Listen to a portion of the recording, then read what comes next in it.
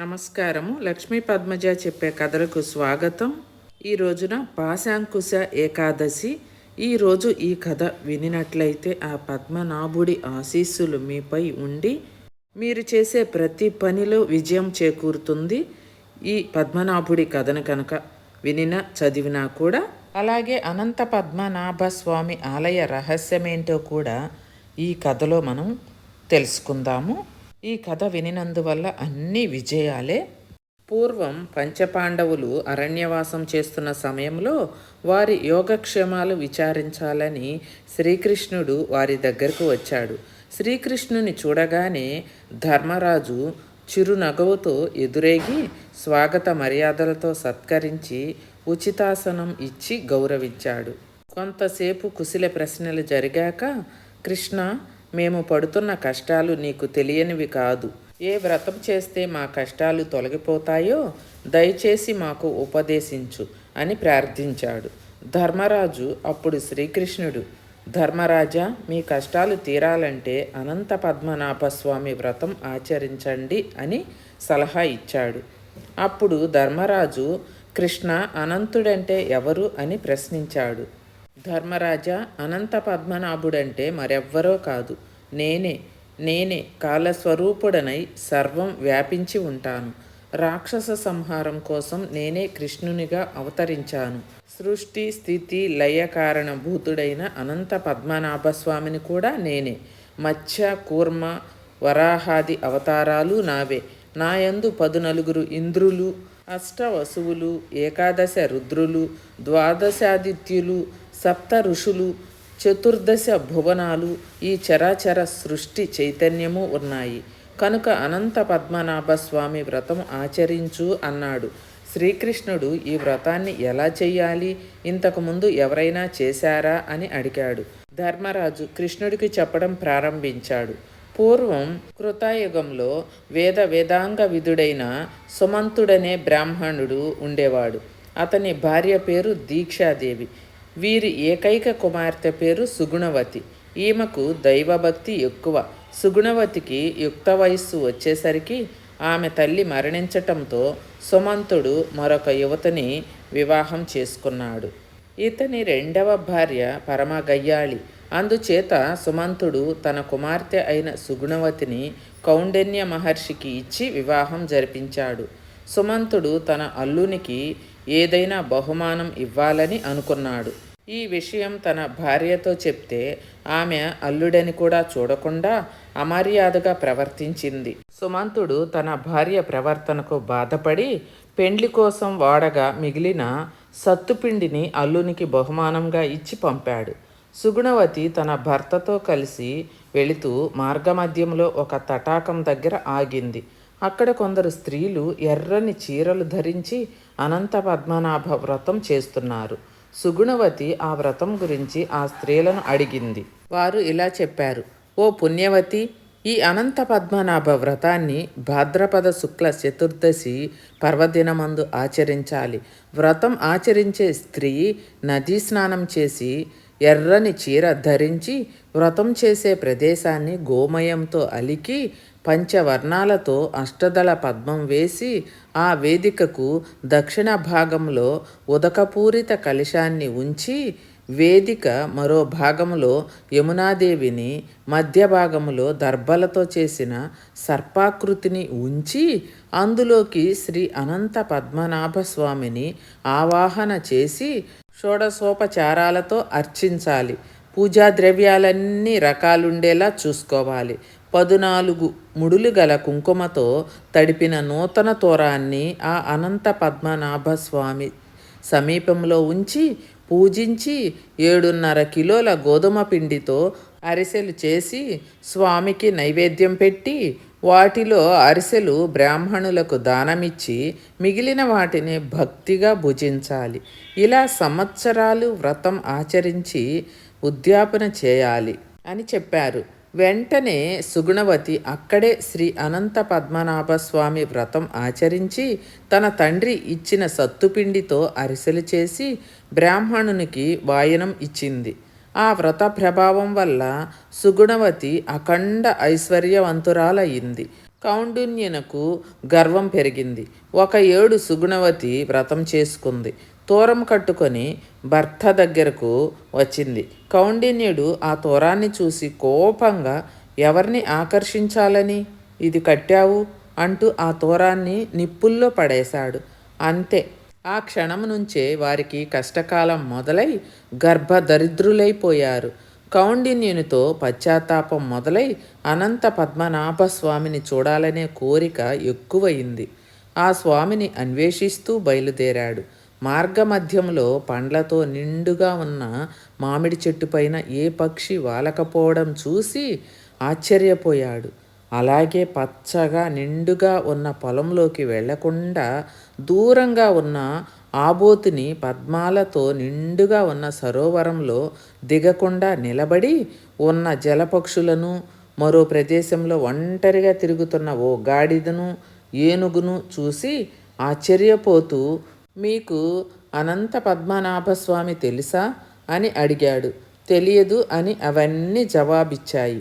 ఆ స్వామిని అన్వేషిస్తూ తిరిగి తిరిగి ఒకచోట సొమ్మసిల్లి పడిపోయాడు. అప్పుడు అనంత పద్మనాభ స్వామికి అతనిపై జాలి కలిగి ఓ వృద్ధ బ్రాహ్మణుని రూపం ధరించి అతని దగ్గరకొచ్చి సేదదీర్చి తన నిజ రూపం చూపించాడు. కౌండిన్యుడు ఆ స్వామిని పలు విధాలా స్తుతించాడు. తన దరిద్రం తొలగి అంత్యకాలంలో మోక్షం అనుగ్రహించమని కోరుకున్నాడు. ఆ స్వామి అనుగ్రహించాడు. కౌండిన్యుడు తను మార్గ మధ్యంలో చూసిన వింతలు గురించి ఆ స్వామిని అడిగాడు. విప్రోత్తమ, తను నేర్చిన విద్యను ఇతరులకు దానం చేయనివాడు అలా ఒంటరి మామిడి చెట్టుగాను మహాధనవంతుడై పుట్టినా అన్నాతురులకు అన్నదానం చేయనివాడు అలా ఒంటరి ఆబోతుగాను తాను మహారాజుననే గర్వంతో బ్రాహ్మణులకు బంజరు భూమి దానం చేసేవాడు. నీటి ముందు నిలబడిన పక్షుల్లాగాను నిష్కారణంగా పరులను దూషించేవాడు గాడిదగాను, ధర్మం తప్పి నడిచేవాడు ఏనుగులాగా జన్మిస్తారు. నాకు కనువిప్పు కలగాలనే వాటిని నీకు కనిపించేలా చేశాను. నీవు అనంత పద్మనాభ వ్రతాన్ని 14 సంవత్సరాలు ఆచరిస్తే నీకు నక్షత్రలోకంలో స్థానమిస్తాను అని చెప్పి మాయమయ్యాడు. శ్రీ మహావిష్ణువు అనంతరం కౌండిన్యుడు తన ఆశ్రమం వచ్చి జరిగినదంతా భార్యకు చెప్పి 14 సంవత్సరాలు అనంత పద్మనాభ స్వామి వ్రతం ఆచరించి భార్యతో కలిసి నక్షత్రలోకం చేరుకున్నాడు అని శ్రీకృష్ణుడు ధర్మరాజుకు అనంత పద్మనాభ స్వామి వ్రతం గురించి వివరించి చెప్పాడు. విన్నారు కదండి, ఈరోజు ఏకాదశి. ఏకాదశి రోజు పద్మనాభుని వ్రత కథను విన్నారు కదా. ఈ కథను విన్నారు అంటే ఆ పద్మనాభుడు మీకు అన్ని విజయాలనే సమకూర్చి సకల శుభాలను ప్రసాదిస్తాడు. మీరు ఏ పని తలపెట్టినా అన్ని విజయాలే మీ వెన్నంటే ఉంటాయి. ఈరోజు ఏకాదశి సందర్భంగా అనంత పద్మనాభ స్వామి ఆలయ రహస్యం కూడా ఇప్పుడు మనం తెలుసుకుందాము. అనంత పద్మనాభ స్వామి దేవాలయం గత కొన్నేళ్ల నుంచి ప్రజల్లో బాగా వినిపిస్తున్న పేరు. ప్రపంచంలోనే అత్యంత సంపన్న ఆలయాల్లో ఒకటిగా ప్రసిద్ధిగాంచిన ఈ మందిరం కేరళ రాజధాని తిరువనంతపురంలో ఉంది. శ్రీ మహావిష్ణువు 108 దివ్య ప్రదేశాల్లో ఒకటైన ఈ గుడిలో పాలసముద్రంలోని శేషపాన్పుపై పవళిస్తున్న ఆ శ్రీహరి రూపాన్ని ఇక్కడ వీక్షించవచ్చు మనందరం. పద్మాన్ని నాభియందు కలిగి ఉన్నాడు కాబట్టి ఆయన్ని పద్మనాభుడిగా పిలుస్తున్నారు. కొన్నేళ్ల క్రితం ఈ మందిరం నేలమాళిగల్లో బయటపడిన బంగారం వల్ల ఈ గుడి సర్వత్రా చర్చనీయాంశమైంది. కొన్ని లక్షల కోట్ల విలువ ఉంటుందని అంచనా వేశారు. ఇటీవలే ఆలయ బాధ్యతను ట్రావెన్కోర్ రాజకుటుంబానికి తిరిగి అప్పగిస్తున్నట్లు సుప్రీంకోర్టు తీర్పు వెలువరించిన నేపథ్యంలో అనంత పద్మనాభ స్వామి ఆలయం వెనక ఉన్న కథేంటో ఇప్పుడు మనం తెలుసుకుందాం. ఆలయ ప్రస్తావన గురించి అనేక పురాణాల్లో, ఇతిహాసాల్లో ఉంది. బలరాముడు స్వామికి పూజలు చేసినట్లు భాగవతం పేర్కొంటుంది.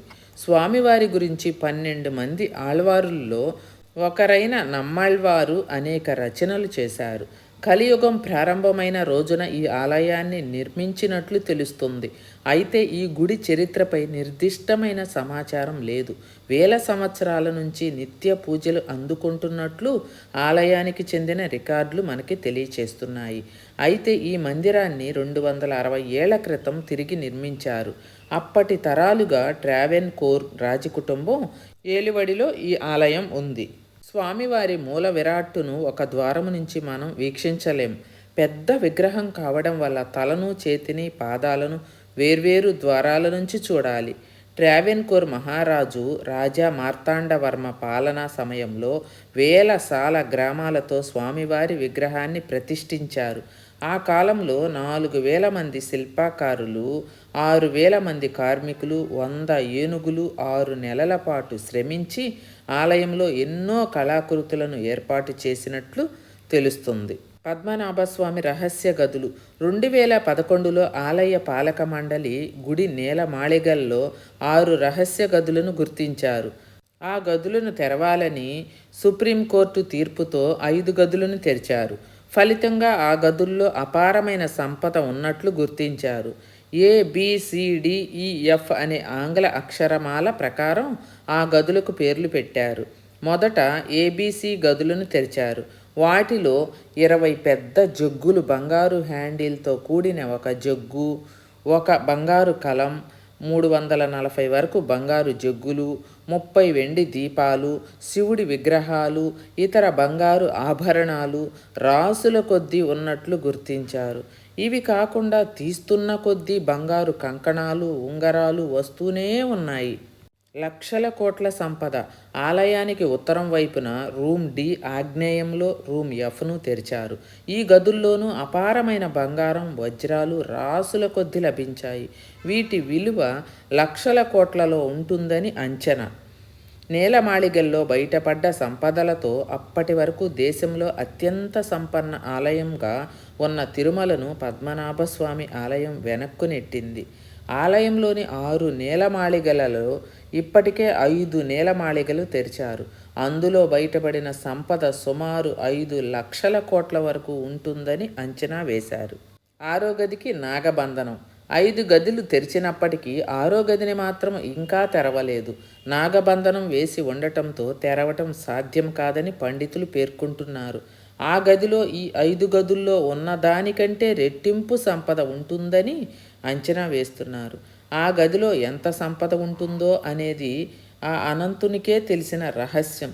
కొంతకాలం క్రితం వరకు ఆలయంలోని నేలమాళిగల్లో లభించిన అనంతమైన సంపదకు ట్రావెన్కోర్ పాలకులు సంరక్షకులుగా ఉంటున్నారు. వెలకట్ట నేలని, నిధుల రాశిని స్వామివారికి అర్పించి తరతరాలుగా వాటిని సంరక్షిస్తున్నారు. విన్నారు కదండి, ఏకాదశి వ్రత కథను విన్నారు. అలానే పద్మనాభస్వామి ఆలయ రహస్యమేంటో కూడా ఈ కథలో మీరు తెలుసుకున్నారు కదా. ఈ కథలు విన్నవారికి అన్ని విజయాలే సమకూరుతాయి. ఈ కథలు విన్న వారందరూ కూడా కొత్తగా నా ఛానల్ని ఎవరైనా చూస్తున్నట్లయితే సబ్స్క్రైబ్ చేసుకొని ఒక్క లైక్ కొట్టండి. మీపై ఆ పద్మనాభుడి ఆశీస్సులు ఉండాలని మనస్ఫూర్తిగా నేను కూడా కోరుకుంటున్నాను.